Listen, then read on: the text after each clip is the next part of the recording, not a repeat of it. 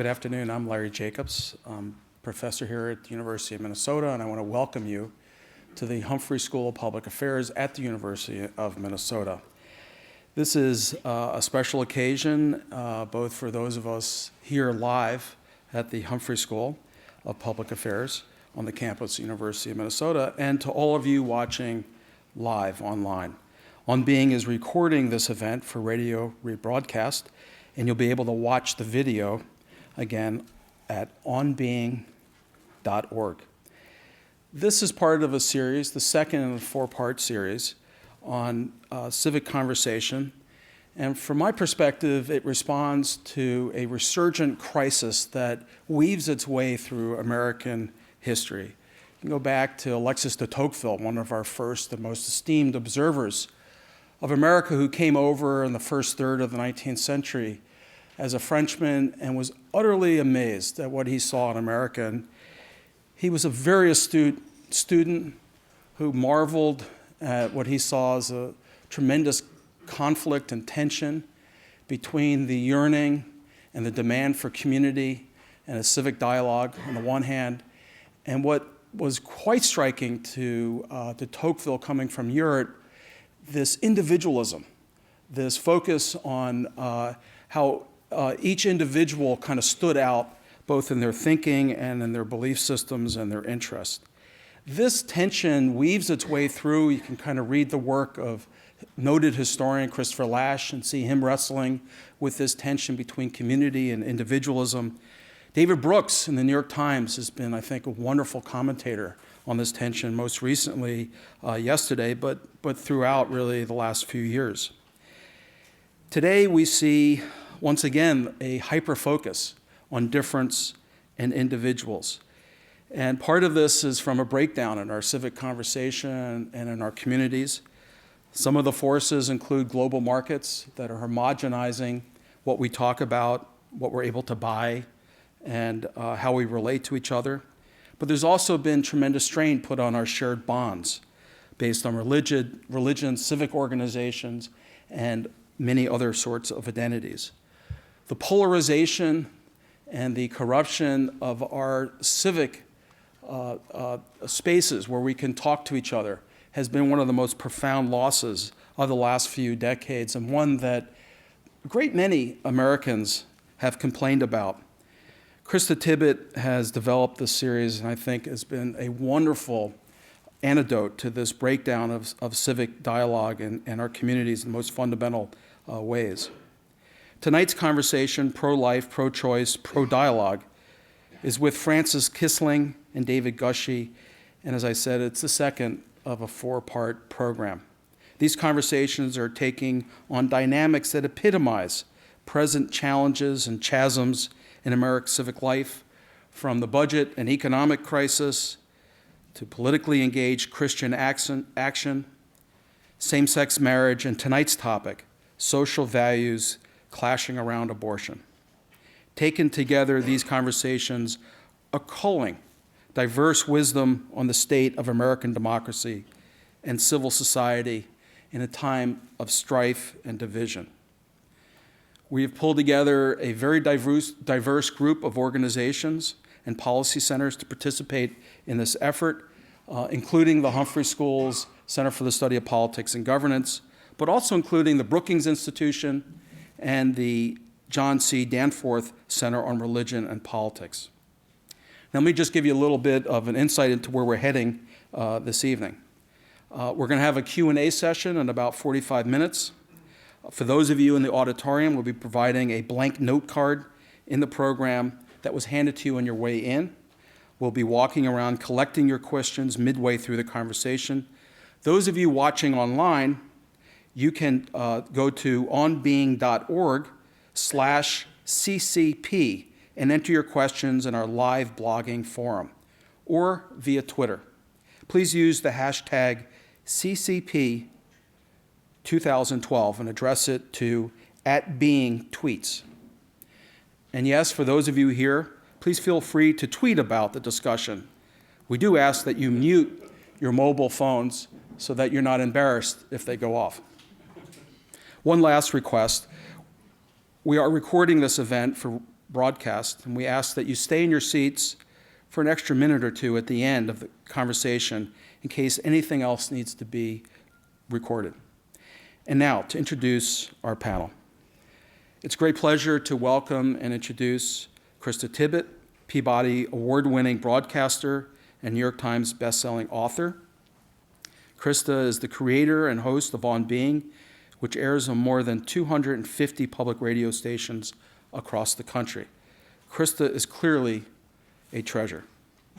Joining Krista is Frances Kissling, president of the Center for Health and Social Policy, which works to strengthen civil society's engagement in the development of social policy around the world. She was president of Catholics for Choice, a position she held for 25 years. David Gushee is Distinguished University Professor of Christian Ethics and Director of the Center for Theology and Public Life at Mercer University in Georgia. He's author of several books, including the forthcoming The Sacredness of Human Life. Please welcome Krista Tippett.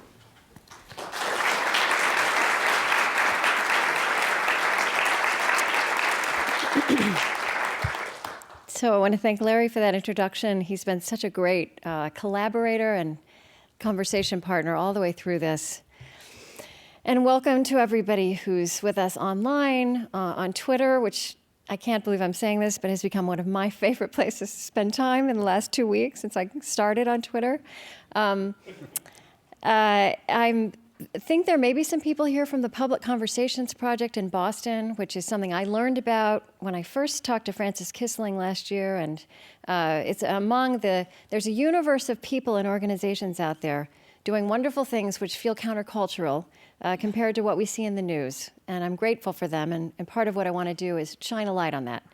And I'm also delighted that Marie Griffith is here from the Danforth Center on Religion and Politics, another great, relatively new project in American civic life.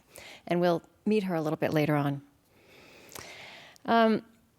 No issue is more a symbol of culture war than abortion. And it is also a symbol of how we have impoverished our approach to intimate civilizational questions. One of the premises behind this Civil Conversations series is that we are not all going to arrive at a universal, shared set of convictions on this kind of question anytime soon, if ever. So can we continue to allow them to tear at our civic life and our political process? Could we start our discussions and our encounters with each other in a different place? One that honors the importance of how we conduct ourselves, even with enemies, and even as we continue to hold passionately held and important convictions. Can powerful activists in this debate let in the complexity and the nuance and the good old-fashioned confusion that many of us feel, many of us bring to this subject from many places along the political and ethical spectrum? And if they can do so, what can they teach the rest of us? So here today we are going to attempt such an adventure in which we put legal arguing to one side and speak together in human terms. And we're going to experience a politically countercultural relationship that Frances Kissling and David Gushee have begun to form across the years. They've been together in different settings, though I'm pleased to say that this is the first time this is a first, the first time that they are together one-on-one in a discussion. So David, I want to start with you. Mm-hmm. You were raised Catholic, and you have become a Baptist minister. I admit it. It's true. It's true. So I wonder, in your earliest life, and also in that trajectory, clearly there's a story there, mm-hmm. Where do you trace the seeds of your concern for these issues that collect around the subject of abortion? It's interesting. I wouldn't say it's because of my Catholic upbringing, at least not explicitly, because I don't remember the kind of 1970s Catholicism that I was coming through in talking about abortion much. It was before John Paul II, before abortion became a flashpoint issue. And it wasn't really once I became a Southern Baptist as a 16-year-old and learn how to drink sweet tea and, stuff that As Baptists- opposed to the other stuff you were drinking before? That's right. Yeah. We'll talk. Catholic stuff. The Okay, Catholic yeah. stuff, that's right. Oh, right, yeah. That's probably about enough on that subject. But I would say it was when I entered the progressive evangelical world, during the last stage of my dissertation, I needed a job to support my family, and I ended up working with Ron Sider at Evangelicals for Social Action in Philadelphia, progressive evangelical. He was the first person I heard talk about a kind of a holistic or consistent ethic of life.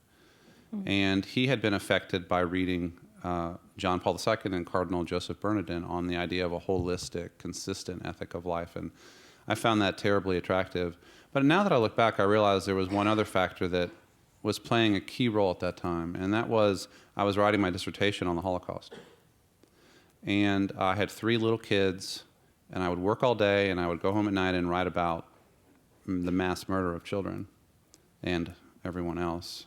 And I think that the desire to live in a world where we stop killing each other so much dovetailed with my exposure to this ethic of a consistent ethic of life, and it began to crystallize there. And so for me, it's never really only or even mainly been about abortion. It's about an overall vision of a better world, a transformed world. Could you just say, consistent ethic of life, could you just say in a few words what you mean by that? So not just abortion, but what's part of that larger The picture? idea that if you are a Christian, which I am, that a primal moral imperative coming out of our faith is that every life matters. Every life is sacred, and every life must be protected, and we should seek the flourishing of every life. And that has to do with issues, as was once said, from womb to tomb, across the lifespan. You've talked a lot about, in recent years, you have agitated about torture being a Christian issue, Yeah. war as a Christian issue, so that's all part of that It's picture. all for you. there. Okay. It's important for people to understand that about me. I helped to lead the resistance to torture during the Bush Cheney years, and it is totally consistent with and a part of my consistent ethic of life. So, Francis, you were raised Catholic, too. You had a mother who'd been divorced twice and herself was estranged from the church, but you became a nun, a very young nun. Well, I became a baby nun. A baby nun, only okay. a postulant. I didn't last very long. All right. Oh, you were just a baby nun, and you didn't last very long. You left over disagreements with church teaching. I want to ask you the same question in that way. In this, in your earliest life, in this trajectory, where do you trace the seeds of this passion that brings you here today? Mm-hmm. Well, I guess I want to answer that in 2 ways, which is the early seeds of that, and then the now seeds of what I'm doing now, which is somewhat different. And for me, as with many people, the roots of this really are in my own family experience. My mother became pregnant with me before she was married. She was from a small coal mining town in Pennsylvania, the last of 7 Polish-American children, came to the big city at the age of 17 and got pregnant with a soldier, chased him. The chaplain made him marry her, and here I am. And she proceeded to do that 3 more times. Those times she was married, but she proceeded to have 3 more children. And I saw in my mother a very bitter person whose life was really damaged by parenthood, and who in turn damaged her children by parenthood. And so that was, to me, a very, very important influence in how I looked at questions around sexuality, and around women, and around what might be best to do in difficult situations. So that's where the passion comes from in the beginning, and I continue to see that kind of suffering. I think that what has happened, I've worked on this issue since 1970, I started when abortion became legal in New York, and I know what an abortion is. And you ran an abortion I clinic ran an early abortion on. clinic, and I participated in abortions. I mean, I was in the room when abortions happen. I know what women feel. Their feelings have passed from them into me as they go through that experience. And it's not a happy experience, but neither were their pregnancies. And we don't know what their lives would have been like if they continued. They may have turned out very well, and they may not have turned out very well. But I know what that suffering is about. So I've worked on this in a very long time, and over time, you know, I sort of think if you work on something forever and you never change your mind about any part of it, you know, excuse me, but something's wrong. You know, I mean, something's wrong. These are very complicated issues. So, and now I actually resonate with something that David said, because I'm still deeply committed to the legal availability of abortion. I believe it can be a moral choice. I don't have the same sense that David has of the same kind of sacredness of all human life that he has. We differ on that. But I have a deep concern about killing. My approach to the issue now is somewhat different, because I'm interested now in how we as a society, for the same reasons you are, maybe not the same reasons, I don't know for sure, but for similar reasons perhaps, I think that we don't take the act of the actor. I'm concerned still with women in this sense, and I'm concerned with what it does to us, to anyone who kills, whether one is a soldier or a woman or a doctor who gives injections in capital punishment. I mean, a whole range of these kinds of things. People who, I mean, I go beyond the human in that sense, people who kill sentient animals. All of these things, I think, have an effect on us as human beings. And so for me, the struggle now, or the issue now, is how do we combine what I see as respect for women's moral agency, and for me, the primary thing is the alleviation of human suffering. Mm-hmm. Okay, and I very deeply feel women's suffering, with creating a society in which we take the act of killing very, very seriously. And I'm not against all killing. I mean, I think there are times when killing happens, and that indeed when we may need to kill.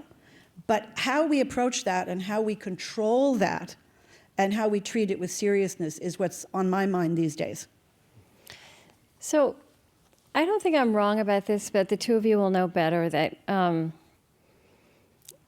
these categories that we've used to frame our discussion, pro-life, pro-choice, these cut and dried categories don't describe, I think, most Americans. I remember I was very struck in that exit poll in 2004, which was such a heated election, that same exit poll that gave us the God gap. A majority of people coming out of that who had voted Republican and Democrat, something over 60%, said that their position on abortion was abortion with some limits, which puts them in between the two polls that we usually take as the starting point for our discussion. And so a question I've carried around all these years and I bring here today, and it's exciting to me that maybe today, can we talk in that place? Clearly, the question of what some limits means is also really complicated.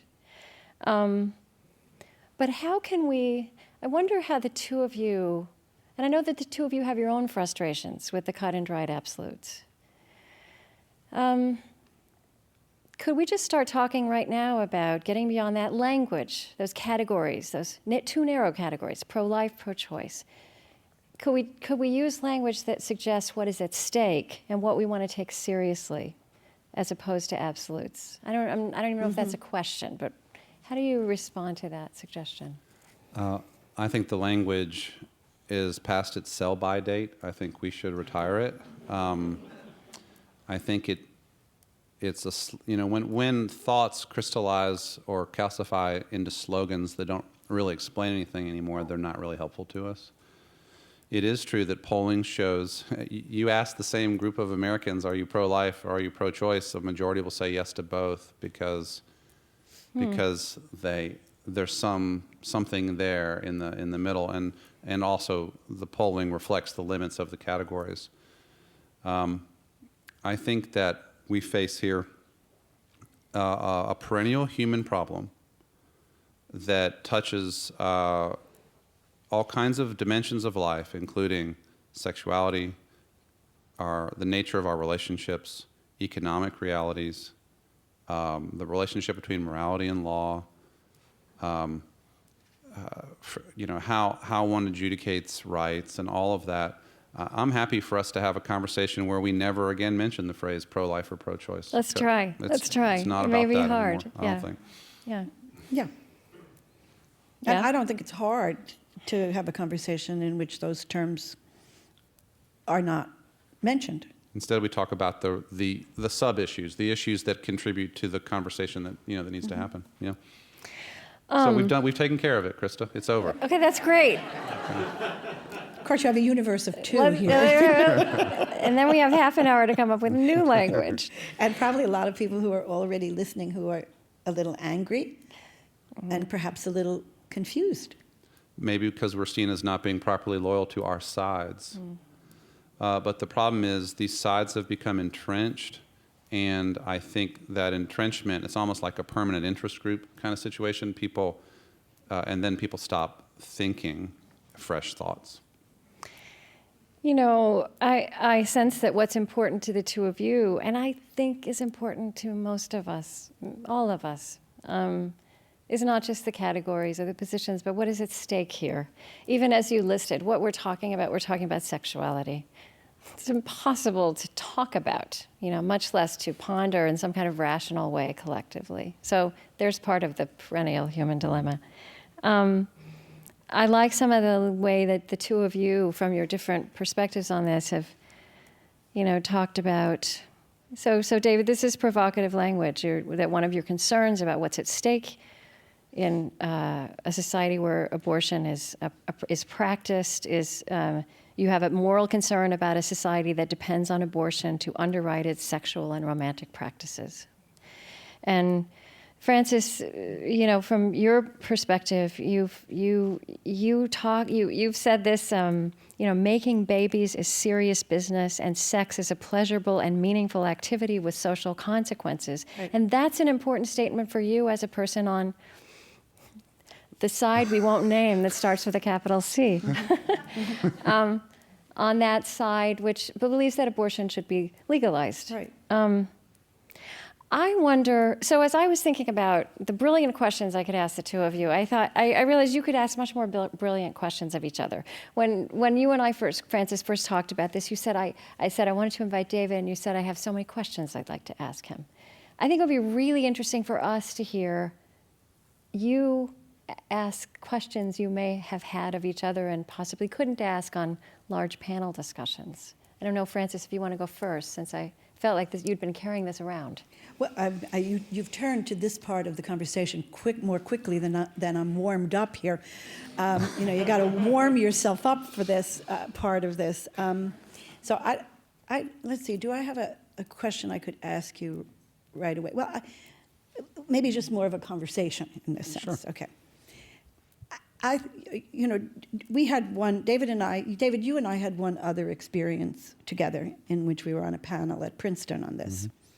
And after the panel was over, you reacted very strongly in print to some of the reactions to things that you were saying. And frankly, a lot of it, when I read it and looked back, was things that I said that you reacted very strongly to. Mm.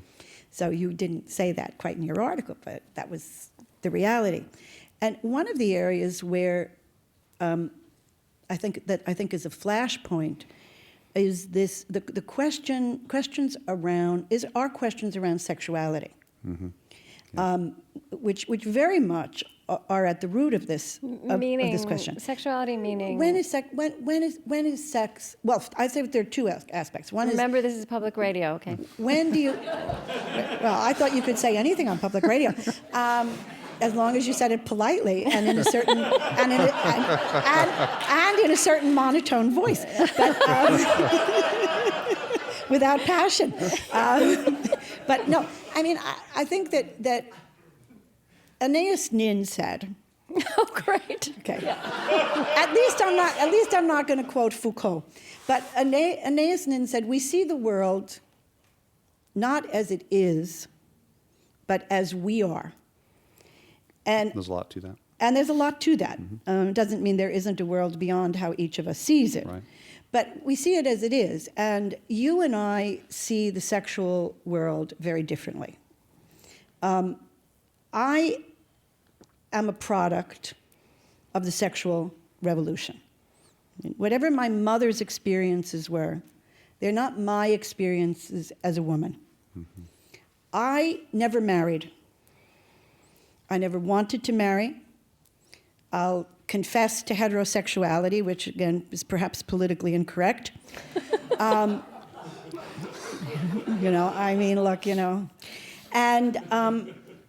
I don't think that God intended me never to experience sexual intimacy because I didn't marry. Mm-hmm. I can't imagine this God who believes or teaches that the only legitimate way for two human beings to join together sexually is if they are married. So I think that's a very big difference between us, because I think, and now I'm going to let you tell me if I'm right, mm-hmm. that you think that's what God intended for me, and that I should sit here as a woman on the verge of my 70th birthday, never having experienced sexual love and full intimacy with another person. Mm-hmm. And I think that must have something to do with how we see these issues. And I don't think I'm licentious, and I know I'm not promiscuous, et cetera, et cetera, et cetera. Mm-hmm. So you want to say something about that? I think you're a fine person, Frances. So glad. It's a great question to ask. I want to take it in a direction that links it to abortion. Yeah. So Krista will be happy. I think we do have fundamentally different readings of the sexual revolution. That was when, I believe, historic limits on the morally accepted expression of sexuality were changed. They were abandoned. The idea that sex belongs within a marriage relationship primarily gave way to sex belongs within any relationship where two people want to be together. I think that the reason for the historic teaching, besides it being more clearly rooted in Scripture and Christian tradition, is because it does better for social order and for the well-being of children. I think that the sexual revolution opened up millions and millions of Americans to having children that they were not prepared to have, that the simultaneous birth control revolution did not adequately meet the need. It was thought that the availability of the pill would mean that people could have sex with whoever they wanted to have sex with, and it wouldn't be a problem, but it turned out to be a problem. So I link a society where 1 out of 4 or 1 out of 5 pregnancies ends in abortion to a society where so many people are having sex in contexts in which a pregnancy would be a disaster. I also believe that the sexual revolution didn't really do any favors for women. Mm-hmm. Because I believe that it created a context in which women would be expected to and would routinely want to have sex, but if things went wrong in terms of pregnancy, the burden of that going wrong would fall on women disproportionately. So yes, I think that sexuality is fundamentally significant here, and what has happened in our society needs to be considered in that context.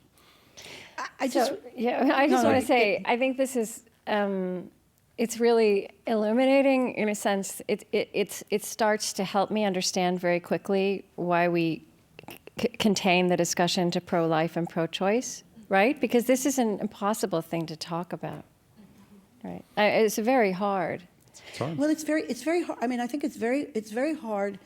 One of the things I've experienced around what you're trying to do here, in terms of, and what others are trying to do around the idea of having a dialogue about abortion, is that people, it's sort of like Buddhism, okay? Everybody thinks Buddhism is easy, it's like Buddhism is like the sexual revolution, every Westerner It wants came along at wants the to same become time a in Buddhist, California. they want to become a Buddhist, and they don't understand that Buddhism is hard, and Buddhism requires practice, and Buddhism is serious.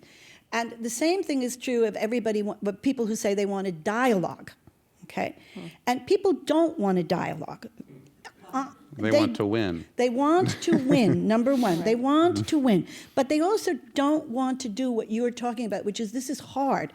If David and I really were serious about dialoguing, we would be talking to each other, not just here, but sometime between the Princeton conference 2 years ago and today, that, gee, we kind of like each other and we think we're okay, and maybe it would be good if we talked. We haven't done that. Okay, now. We almost did. We almost did, but we didn't. Now, almost, I'm a Catholic. Almost doesn't count. Okay? And so the thing is, if we're going to change the conversation about abortion to move us back to this thing, people are going to have to be willing to talk longer, more sustained. People like David and I are going, and David has many other things to do. I work on abortion most of the time. David doesn't work on abortion most of the time. He works on a lot of stuff. So I'm respectful of the fact that he may not be as hot to get into a long-term dialogic relationship, and he may not have the time for it. But we got to find people on both sides of this question who are willing to spend the next 5 years seriously talking to each other on a regular basis with no holds barred. So, David, I'm going to give you a couple minutes before you ask Frances her question. Sure. Because I want to come to something. So I interviewed Frances in 2011, and what I didn't realize at the time became this Civil Conversations series, and this is kind of part 2. And one of the things you said to me, which I thought was very provocative, thought-provoking, and challenging, was that, so you left Catholics for Choice, and you did not change your position on it. You were still in the same camp, if we want to talk that way, but you felt very compelled to try to be in relationship with your political opposites on this. And so that's been where a lot of your energy's gone. And you told me that one of the things you had learned, and you've written about this, is about the courage to be vulnerable in front of those with whom you passionately disagree, which is, we're experiencing this a little bit here. And I mean, just wading into the water and imagining how tricky it gets. You said that you'd learned to ask that this kind of relationship requires you to ask certain questions of yourself. Right. For example, what is it to be able to honestly reflect on what is it in your own position that gives you trouble? What is it in the position of the other that you're attracted to? And I would wonder if we could, I'd love to ask that question, maybe of David first. Yeah. I suspect because you also are in a lot of dialogue, maybe not enough with Frances, okay. But I wonder if these are questions that have come to you as well in some form. What is it in your own position that gives you trouble? What is it in the position of the other that you're attracted to? One of the things I'm attracted to and have really learned a lot from in dialogue with Frances and others in the pro-choice community is the sustained, knowledgeable commitment to the well-being of women. And that's this issue, no progress can be made on it without that commitment. And many on the pro-life side, especially the most visible folks, they have a tin ear there. They just don't just don't sense that it's there. Well, one kind of help is offered in a certain kind of crisis pregnancy center, but the broader, more holistic, getting deep into the realities of women's lives globally, the global perspective really is important too, as well as domestically, I think is important. A concern I have about my own side, and I know we're not going to focus on legalities, but I will say this: what the main activists in the pro-life or anti-abortion community want is an overturn of Roe versus Wade. I am not at all convinced that if that were to actually happen, that they would like the world that they would see on the other side, because I'm not sure that it would lead to fewer abortions. I think it might lead to more. If, especially, there was a shredding of the social safety net at the same time. And so, so I say to my side, if you're all about 5 Supreme Court justices overturning Roe v. Wade, you better be all about being in dialogue with everyone who knows about why women seek abortions and are addressing the prevention side and addressing the support for women side. And in general, that's not where the activists on the pro-life side are to be found. And so I'm deeply worried about that, deeply conflicted about that. Okay. So Frances, what is it in your own position that gives you trouble?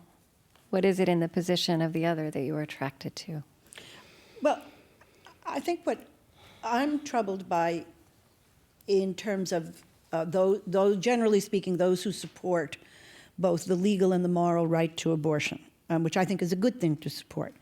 I'm generally troubled by the one value approach to the question, that the only value that needs to be considered in both moral decision-making and in legality is what the woman wants. Okay. And that whatever the woman wants, no matter what whatever difficult situation comes up that we talk about, abortion for sex selection, abortion very late in pregnancy, abortion of disabled fetuses. I mean, these to me are very, very complicated questions.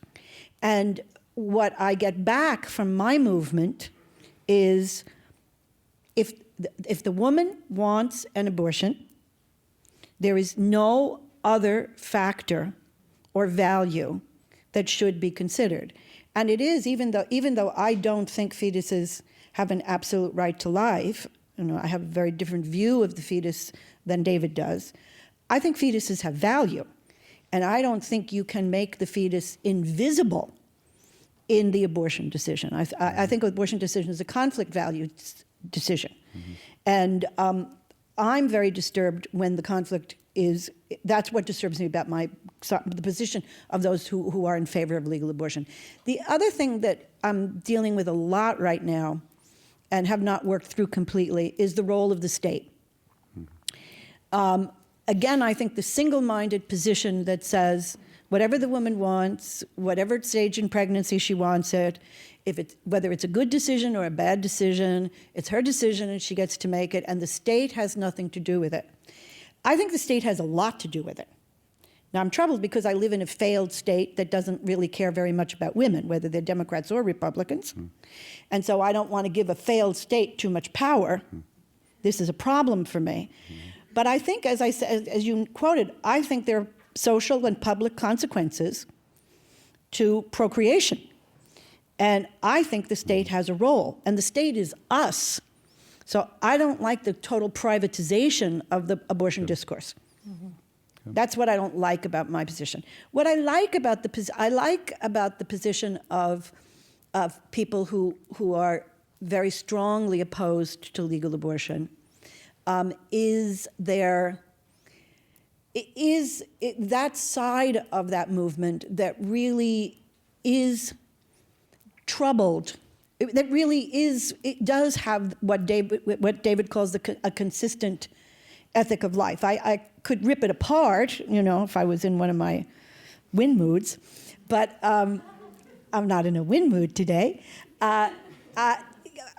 But I think that notion that there is a holistic need for respecting life and life processes is very attractive. And I think the arguments that are made about wanting to expand our sense of who is part of our community is a very attractive argument.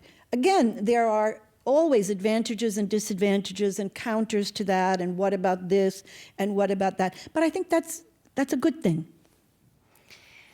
I think it's time to pick up the cards. So if you have a question, finish writing it, and someone will come down through the aisles and collect those. I'm Krista Tippett, and this is On Being, conversation about meaning, religion, ethics, and ideas. Today, pro-life, pro-choice, pro-dialogue. We're at the Humphrey School of Public Affairs at the University of Minnesota. I'm with Frances Kissling, former president of Catholics for Choice, and Christian ethicist David Gushee. You know, Frances, you said this, just following on what you said, you said this to me before, and it's a slightly stronger statement of what you just indicated. I think the public discourse and our moral sensibility is enriched and challenged by intelligent expressions of concern for all human life. You also, in some of your recent writing, have been, when you said a minute ago, the fetus can't be invisible, you made this point that I had not thought about, that in fact technology has made, like in 1973, we didn't have images of a fetus the way we do now. And you've said that you use the words time warp, that the pro-choice, or whatever we want to call it, argument has to take new knowledge into account that wasn't there. I think that's very interesting, because it made me aware that technology has changed all of our imaginations. You know, Yes. whether it has turned into a position or not, it's a new reality we live with that certainly has infused this discussion. Yes, I think that when I said, I think it picks up on the idea of who is a part of our community. I mean, I used to have this old Catholic way of thinking about this: is the fetus a person, or is the fetus not a person? And I really think that's a dead argument. The fetus is the fetus, okay, and it's real. And and as it enters into our consciousness, first of all, we did have Lars, whatever his name was, Lars Nielsen's photos long before 1970, and many women who have abortions have already had babies, many more than we think, and so women do kind of know About fetuses. They know about what's inside them and what it looks like and that it moves and all sorts of things about it. We know a lot more now than we did then, and many more people know it, but I don't want us to forget that. But I do think that for those of us who are pro-choice to have no empathy I think there's a crassness, I want to say this very clearly, on both sides of this movement. And I think we recognize more readily the crassness on the other side than our own. I think those of us who are pro-choice are often crass about the fetus. And I think those who are pro-life, and we're using those terms right now, are very crass about women. Very crass. Sometimes. Well, sometimes the same on both sides, but let's, Right. I don't want to push you to be more pro-life than you need to be, David. Right. Just being honest. Just being Right. honest. Okay. So, and I'm also aware that we're in a safe space here. We've created a safe space right here, just for an hour and a half. It's an unusually safe space when it comes to this issue, maybe, that's not behind closed doors. And There is no safe space. Okay. And the real world dilemma that runs through both of your writing and all the writing and discussing on this is the fear on each side of what happens if you give a bit. So both of you are going to probably hear more from people inside on your own side of the discussion than from others. Frances, there was something, you have actually been writing about pro-choice activists calling for restrictions on late-term abortions. You've been raising this as an issue. And one reaction to something you wrote about that was, this is like offering the crocodile your arm so he won't Right. eat the rest of you. Right. And that fear is real, and it's based on real experiences. Right. Well, I think that when you speak, and I imagine David has experienced this too, when you speak outside of the box and outside of the terminology that is known in your field, you are often misunderstood. I mean, people don't read what you write. They read what they think you're saying, and they read from their, defensiveness. So I actually have not been as far out of the box as my own side thinks I am. In that sense, it's like, oh my God, she's become anti-woman, she's no longer pro-choice, she's lost her moral center. All of these things have been said, and I hear them. But I think if we're going to go beyond legality, then we have to answer the central question of ethics and morality.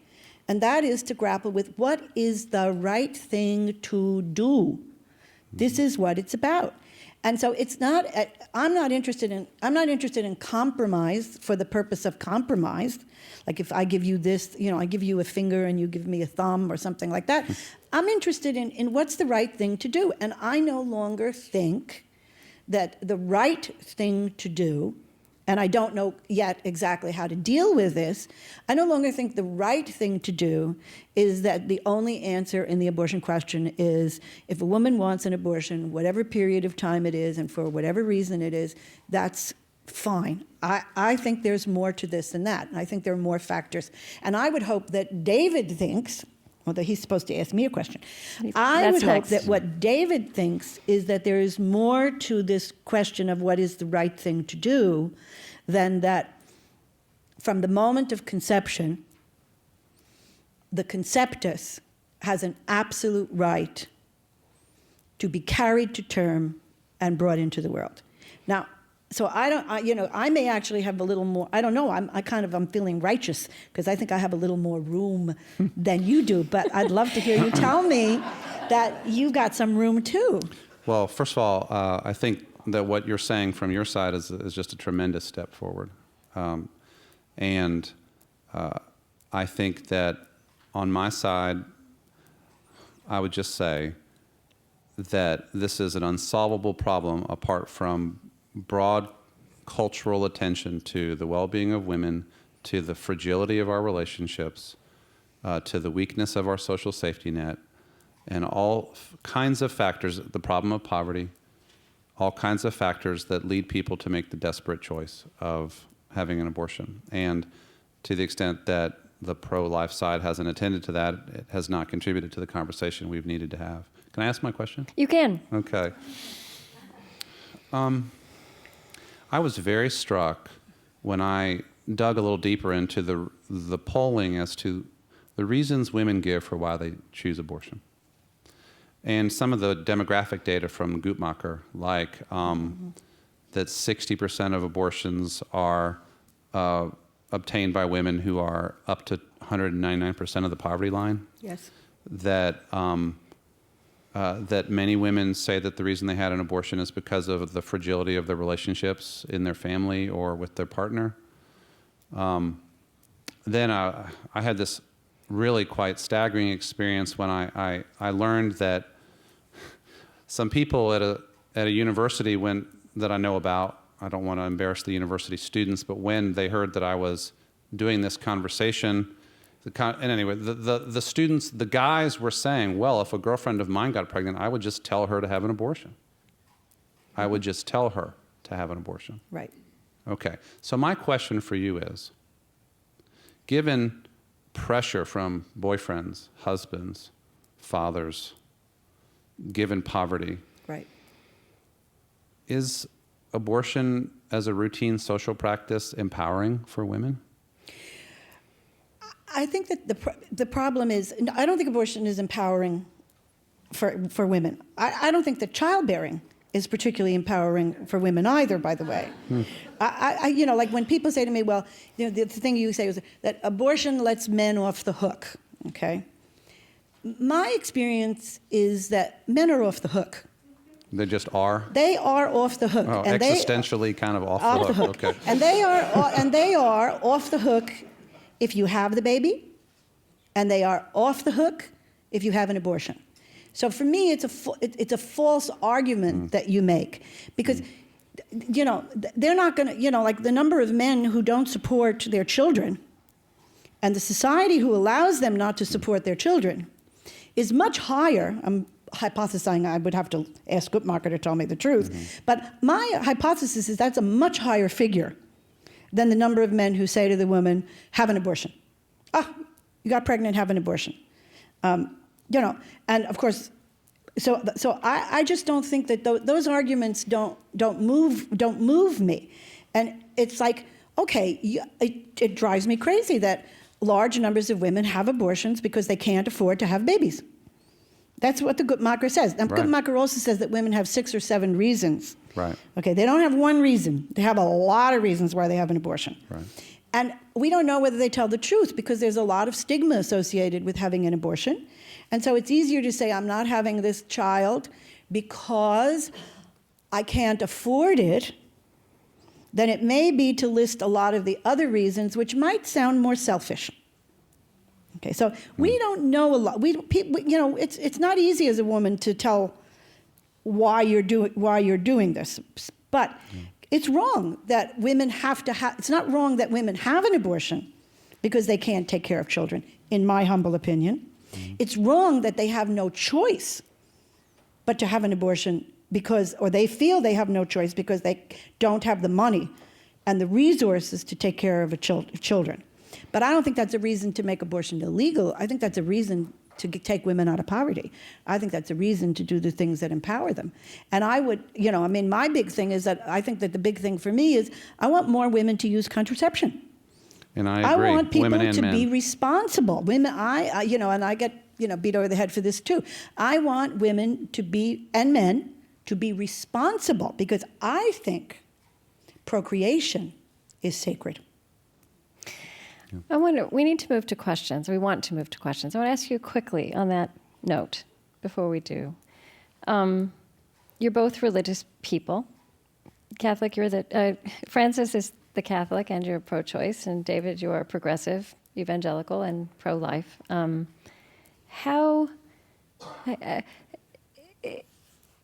It seems to me that in the Bible, life and choice are both gifts. There's no discussion of rights in the Bible. How do your religious perspectives inform your positions? Could we and should we, might we start this discussion in completely different places if we were really religiously focused? I don't know. This is a very big question, and I've said you have to give quick answers, but quick answers. Well, I would just say that there are a few references to rights in the Bible, actually, and they generally have to do with the rights of the most vulnerable, those who have no one else to stand up for them and protect them. And so actually, the way I think about this religiously, at one level is you've got two groups of sometimes marginalized and relatively powerless people.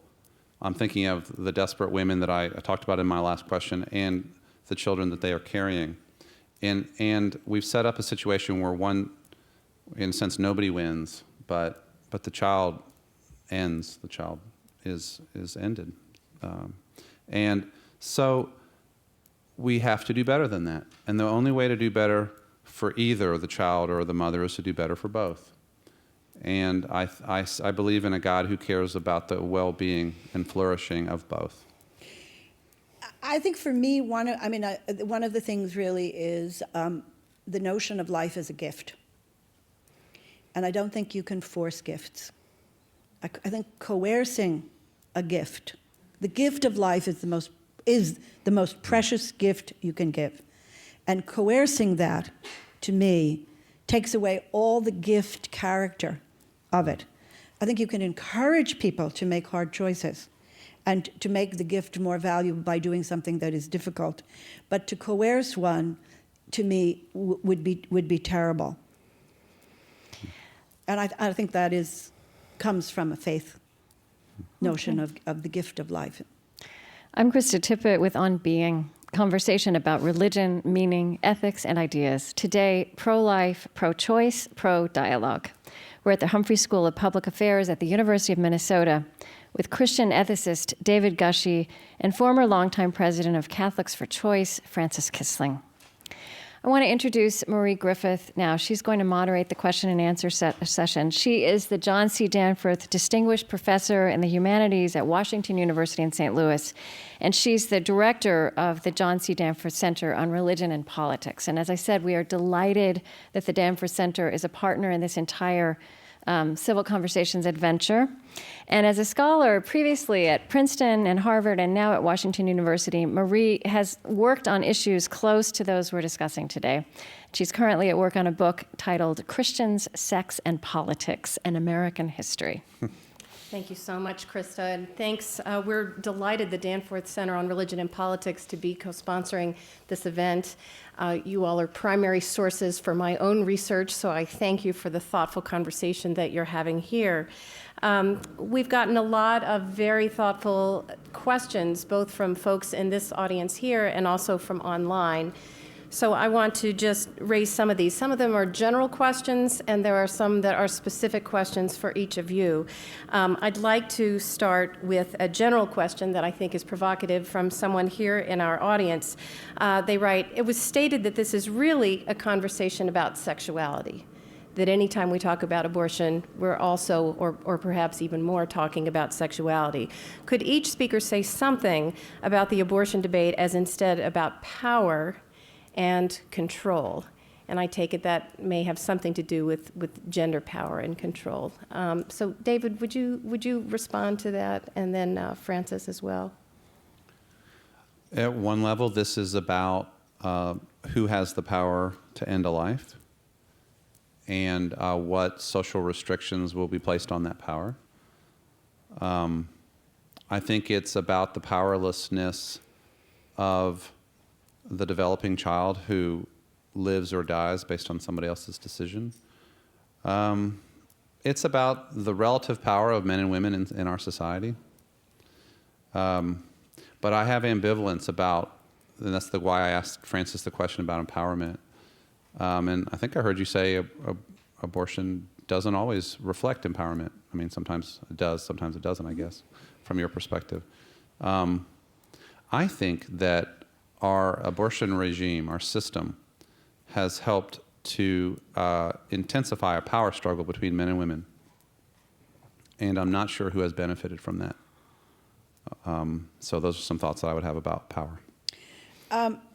Obviously, there's a lot we could go back and forth on. I mean, I'd like to understand that, but we don't have time for that right now. But I would say this: sex is about power too. Okay, abortion is about power. Sex is about power. Women's lives are about power and/or control, or both. I mean, the links between all of these things are very, very strong. Mm-hmm. The question, I'll just leave it at that. We don't have to talk too long on everything. And I do want to say that I wish you had been allowed to ask your questions in your own voice, because I would have liked to have gotten to know you. But I understand how difficult that is. Mm-hmm. Yes. Our second question is for you specifically, Frances, and this is also from someone in our audience here. They write, in your 2011 On Being interview, you discuss the arguments, the problems of incrementalism, the strategy of incrementalism versus sort of all or nothing arguments. For instance, pro-life incremental steps against partial birth abortion. This person asks, can you please revisit this idea in light of, I think, the kinds of dialogue and discussion that we're having right now? Mm-hmm. Well, I would say two things about this, and it gets a little bit into strategies. Yeah, can you define also what I think incrementalism? Generally speaking, what people talk about in abortion is either one has an all or nothing position. Okay, that There are those who are in favor of abortion who say abortion under any circumstances, basically at any time in pregnancy, and that's a very small percentage of people who are pro-choice, and it's not what Roe says, but that you got to have it all. And then you have, it often operates in situations where abortion is illegal, where people adopt, who are in favor of legal abortion, adopt an incremental strategy to making it legal. Right. And this is particularly true in the developing world, where, well, let's just get abortion available in the first 12 weeks for a couple of reasons, and get our foot in the door. And then maybe we'll make it more legal later. And then you have, on the other side of the coin, you have the current strategy of those who would like to see abortion illegal. And this varies from person to person, but those who would like to see it completely illegal, or largely illegal, who are prepared to see that implemented on a slow basis. So, well, let's get some more restrictions, and then maybe eventually we'll get all the restrictions, and eventually we will either overturn Roe or return it to the states or whatever. So incrementalism has become, in the US, a larger strategy of those who are opposed to abortion than it is for those who are, and it's popular, because people believe abortion should be legal but restricted. That's what the majority of Americans believe. So it works to make abortion more restricted. I don't know if is there more that I should. So I think that the problem with all of this is that the discussion there is a way in which some of this becomes lacks for me, a certain integrity. Okay. It becomes a practical political strategy, right, as opposed to having a broader discussion about what is at stake. About what is it really, what's the right thing to do? Why is it okay here and not okay here? What's the difference between the 12th week and the 14th week? Does a woman always, what do women need? From the pro-choice side, on an incremental, I would be called an incrementalist, because I'm prepared to see some restrictions. I don't like the kinds of restrictions that have been suggested. I have other restrictions of my own in mind that I think are better. But I think that again, it's really the core question of what really is the right thing to do here, and how do we? For me, it's a balance question. How do we balance the many things we're trying to honor if we're interested in more than abortion, than the act of abortion? Right. Could I just say one thing about that? Incrementalism is just a term in the policy-making process. It could talk about any issue. I think that discussion that Frances just offered reveals that where two sides have fundamental mistrust of each other, then they don't know whether somebody is always going to push for one more step. If you give them A, they're going to want B. If you give them B, they're going to want C. So we better not give them A. Right. That's right. And that's what people say to me, Frances. Right. You're crazy. You're willing to. You're giving the crocodile your arm, so they don't take the rest of you. Like they're going to take your arm, and then the next thing you're going to do, they're going to take your heart. But then the bottom line of that is we could never even come close to any kind of a quasi-consensual middle ground because nobody's willing to move to A. That's right. Because of that. Yeah. Yeah. David, a number of listeners are interested in having you expand on some of your ideas around the social safety net. What sorts of policies, in particular around women's lives, you would advocate. Helen wrote in online about the lives of children, noting there are hundreds of thousands of kids here who will likely never find homes because they are the wrong age or the wrong color, so that skews even the adoption issue. What about their lives? Can you offer some specificity about policies you'd like to see as part of a consistent ethic of life? Well, the way I've seen this broken down is, at one level, intelligent measures to help people prevent unintended pregnancies. And I'm on the record as an evangelical as saying we need to make contraception, comprehensive sex education, including the use of contraception in every school. And evangelicals need to drop their linkage between contraception and abortion as if they are equally problematic, because I don't see why that would be the case from the evangelical perspective. So contraception, and I put that on the table, and that surprised some people at Princeton, but I believe that. Also, we seem to have a lower percentage of people who use contraception properly or use it consistently or whatever in this country. We need to improve that. We need health care so that if a woman is pregnant, she doesn't have to think about, I need to get an abortion because I can't get adequate health care. So there ought to be, hey, especially if you say you're pro-life, you should want to rush to the aid of that pregnant woman and to be sure that she has the health care that she needs, and it's not a question. Same thing with expenses for for childbirth and for early childhood for children. We need all of that. And so the broad concern I have is we have deficit concerns, we have fiscal concerns, but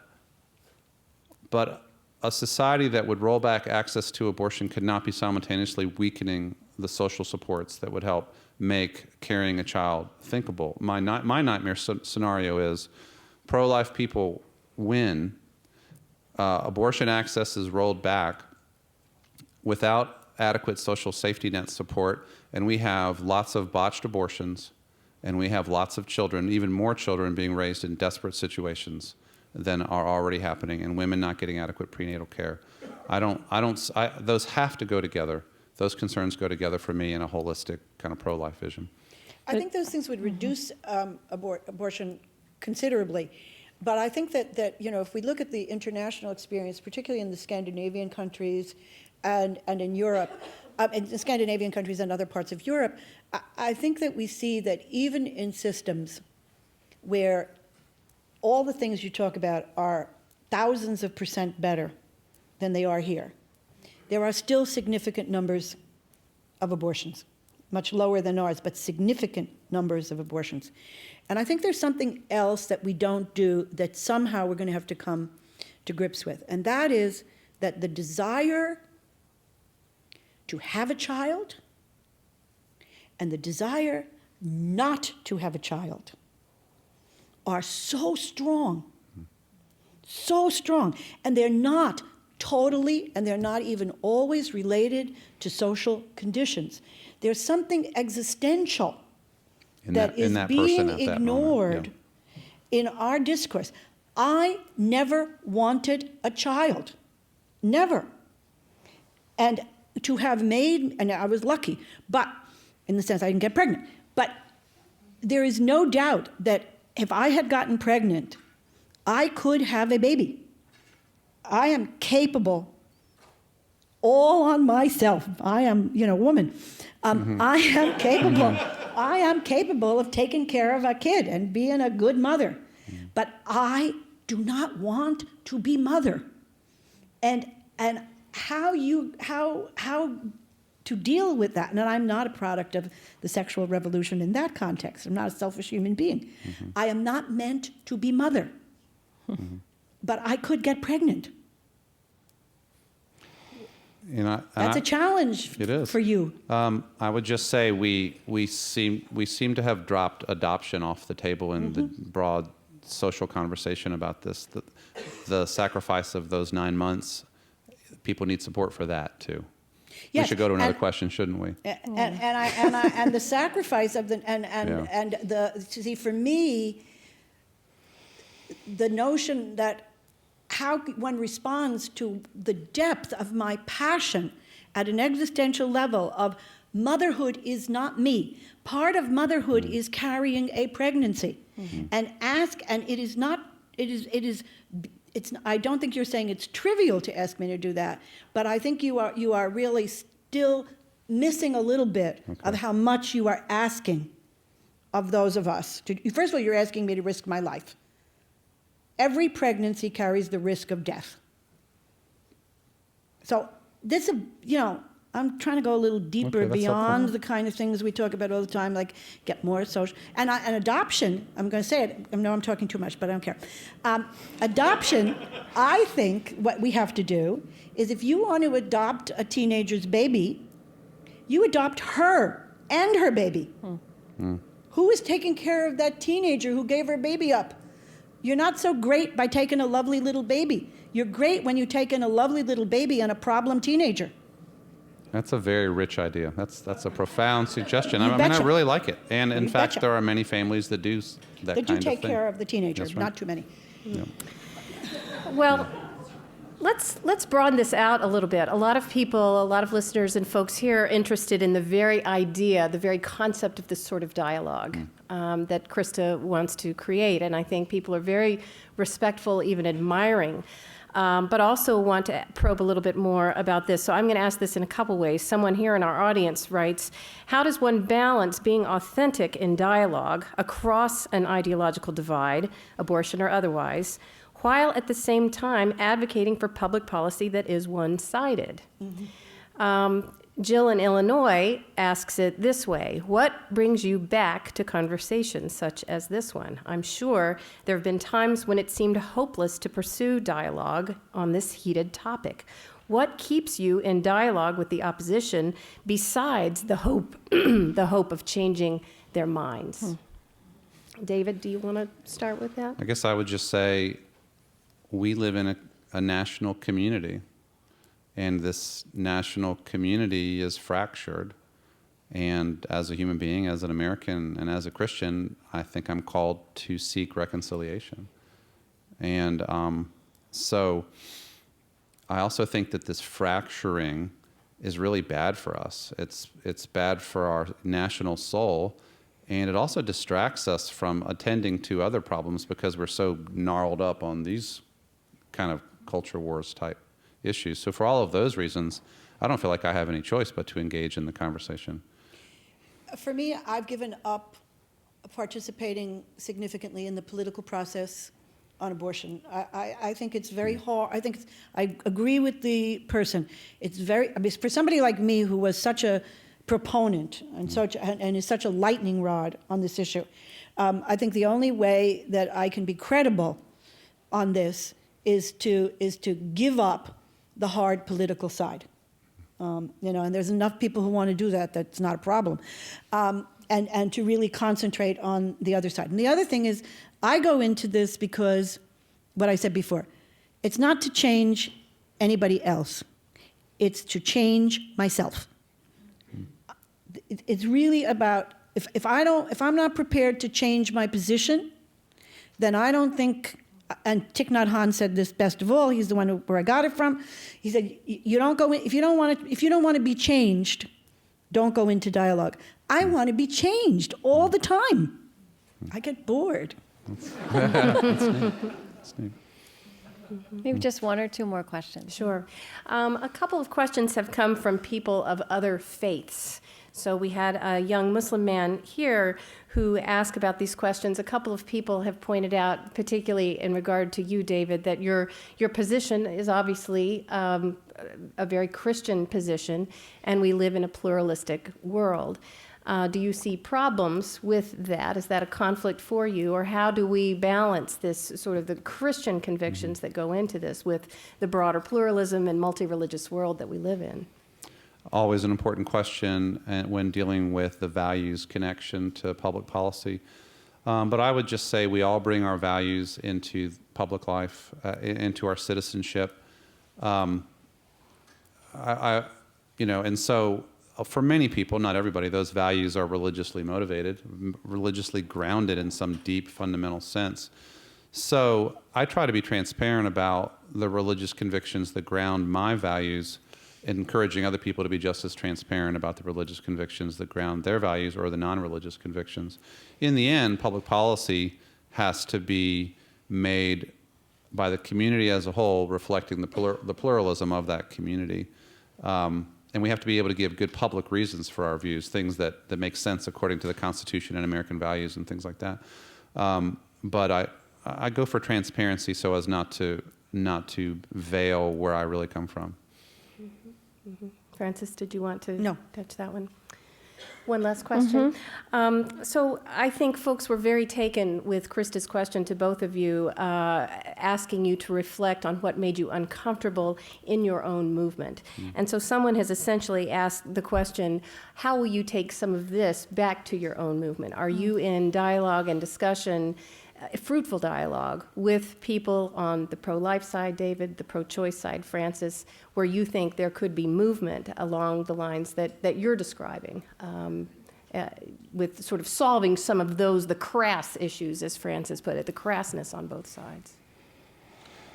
I don't know if I really represent the pro-life movement. I don't think so, really. I'm a Christian moral thinker who deals with this issue, as Francis said, along with others. I have such an ambivalent relationship with what I think are the ideas and the power structures and the ways of doing things of that world that I don't really consult them, answer to them, or all that much care whether they feel like I represent them well. I would say this, though. I hope they're listening, because the world that they think of as utopia, kind of post-Roe v. Wade world, they win. It doesn't look like utopia to me under the circumstances that I've been talking about, that we've been talking about today. I think we're dealing with a human problem and a moral problem and a relational problem and trying to solve it in a public policy voice. And that's never going to be adequate. And I also really resent that this has become a kind of just a political shibboleth, just play the abortion card, get votes, or whatever. I think that's so crass about something as profound as this, something as human as this. So I guess that's my muddy answer to what I would say about them. I think the danger that I've experienced in doing this kind of public thinking and believing that doubt is a virtue as opposed to moral certitude being a virtue, is that it becomes a new polarization. Everything gets polarized very quickly. Mm-hmm. And so the new polarization is not those who are opposed to abortion and those who are in favor of abortion. The new polarization is those who believe in common ground and dialogue, and those who follow their principles to the very ends of the earth on something they believe in very deeply. And so for me, it's important that I don't, like when you criticize your own movement, it immediately, or when you point out things in your own movement that are troubling, it immediately becomes a criticism. And it's like I'm saying they're wrong and they shouldn't be, and the pro-choice movement should change. I'm not here to say the pro-choice movement should change. I think people who feel very strongly, I admire them. In many ways, in the same way you ask the question of what do I admire in somebody who has a different position on abortion than I do, what do I admire in those people who believe, life, those people who believe women's autonomy in relatively absolute terms. That's to be admired. And also to be admired are those who are somewhere in between all that. So, it seems to me that in dialogue at this stage, which is more advanced than we often get in our common life, but really we've scratched the surface, right? I feel like we could keep going for 8 hours. We're not really talking about common ground so much as common grappling, right? This is common grappling, which is a step forward. Common grappling is a whole lot better than ideological talking point hurling. Right.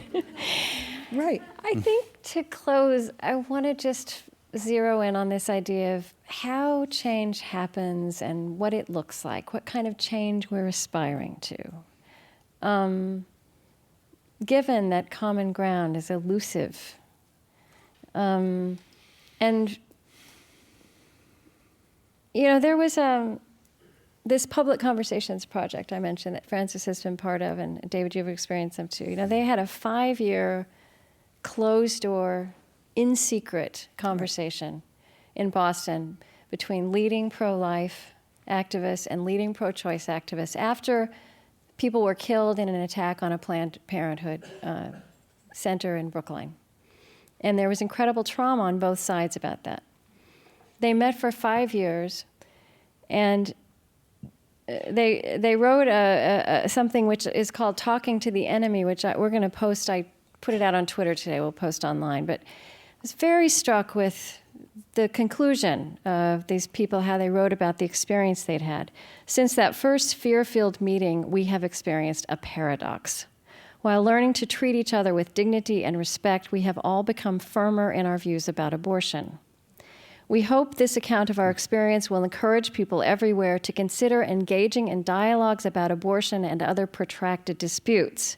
In this world of polarizing conflicts, we have glimpsed a new possibility, a way in which people can disagree frankly and passionately, become clearer in heart and mind about their activism, and at the same time, contribute to a more civil and compassionate society. Right, so that paradox is so interesting. And I think all of us who've worked in any kind of encounter with difference that was a profound encounter know that paradox. You may stand more firmly where you stood before, but you are changed. So I just wonder if in closing, if you could talk about, how change happens. What is it we're aspiring to? Frances, you said you're not engaged with the political process anymore. I think a lot of us feel that way. Does it matter if where we live in our book groups and churches and synagogues and that we start working towards this new possibility? I don't know.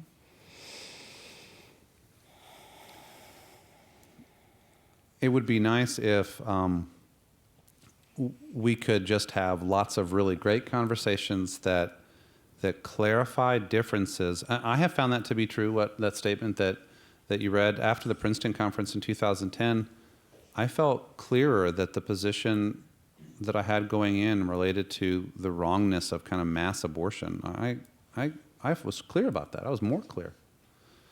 But also I was more clear about the intelligence and the love that motivated the people on the other side too. And I respected that. I really saw that. And I got to talk to people I would never have talked to otherwise. And I saw we're kind of dealing with the same problem from opposite ends. And maybe there's a meeting in the middle of people who care enough about the world to engage its problems at a deep enough level, and they meet each other in the middle, even if they realize, hey, we start from a different place, we go back to different communities, but there's some things that we both care about. And that changed me. And it certainly made it impossible for me to sit by when somebody made some kind of grotesque caricature of a pro-choice person or pro-choice movement and say, no, that's not true. You don't know what you're talking about. Mm-hmm. I would like it if we could get some kind of public policy resolution so we didn't have to have, in a sense, our electoral process in every election be about abortion. Because I think that distorts our priorities. There are a significant number of people who will vote in this election entirely on the basis of this intractable problem, while other problems get, kind of second or third billing. That's just odd. It's not good for us as a country. Well, it's about abortion, but in fact, it's not really about the things we've been talking about here today. It's right. It's a kind of stereotypical simplification. On that thing. Right? Yeah. So yeah, I wish we could get some resolution, but meanwhile, there is real value in the conversation. It is transformative. And that's enough. At least it's something. I agree. Frances Kissling, that can't be your last word. It's too short. I never had a good end game in chess either. Well, what about that question of sitting where you sit, knowing what you know? What would your encouragement be to people out there who care about this, who care about women, who care about pregnancy, who care about the sexual sensibility of our culture? Well, I just think you have to talk about these things. It really is. I think that we have lost in many ways the ability to ask the question why. So much of what we do is just knee-jerk. And knee-jerk about abortion, knee-jerk about marriage, knee-jerk about sex, knee-jerk about poverty, knee-jerk about the 47% of the people who are, disposable. All of that sort of thing. And I think that, well, look. And the I think question that, why? What do you mean? The question why? Why? Well, why do you, like when somebody says they have a view on any of these subjects, very rare, I think we have to learn not to be advocates. This is what I'm in the process of doing. I'm learning not to be an advocate. And I think what it is I'm learning not to and I think what we all need to do is ask more questions. I think part of the conversation really is about asking questions rather than giving people answers. I mean, this is what those of us who are advocates do. The minute David says something, there's this little part of me that is like, I want to give him the right answer. I want to give him the right facts. I want to take him up on mass abortion language. I want to do that. It's useless. That's stupid. It doesn't work. But it's not how anybody learns. Even if I'm interested at all in him understanding me, I got to figure out the right question to ask him. So that he thinks about what he just said more than he has thought about it. I know he's thought about it a lot, but I'd like to get him to think about it more. And I'd like people to ask me questions that make me think about my assumptions, suppositions, etc. So it's about questions, not if we're answers. we're not advocates, we become what? Listeners? Well, listeners we have to become, but questioners. I mean, we become critical. We don't give up our critical faculty. It's my closing joke, because I love jokes, is what I always say about the Catholic Church is the reason I'm still a Catholic is because the Catholic Church asks the right questions. It has lousy answers, but it asks the right questions. What do you think about that, David? I'll let you deal with the Catholic community on that one, Francis. I guess maybe a walk-away point for me is I think we're becoming dumber as a society. Yes. Our politics is making us dumb. Our media, with NPR excluded, is making us dumb. And a first-rate nation is not a dumb nation. I think we're gradually becoming dumber, and we are gradually declining because we're becoming dumber. We have plenty of really intelligent people in this society who are able to have intelligent conversations. Academia should be one place where that happens, and sometimes it actually does happen, like today. Right. But intelligent, nuanced conversation is not rewarded materially or politically. And so engage, I guess my walk-away word is engage in intelligent, questioning, listening kinds of conversations with everybody you have a chance to have that conversation with. I actually think the younger generation already gets that. My students, they don't want dumb, and they don't want hardline talking points. They really want to understand, and they want to have meaningful conversations. I do despair sometimes that our politics is not producing that. I mean, even the debates that are going to be coming up, will there be enough space given for intelligent conversation? Or will it be more talking points and you get nailed as a candidate if you don't get your talking points exactly right? I think this is a matter of civilizational significance that we learn how to talk like this with each other again, and not just about abortion. Okay. Thank you, David Gushee. Thank you, Francis Kissling. Thank you all for coming. Thank you.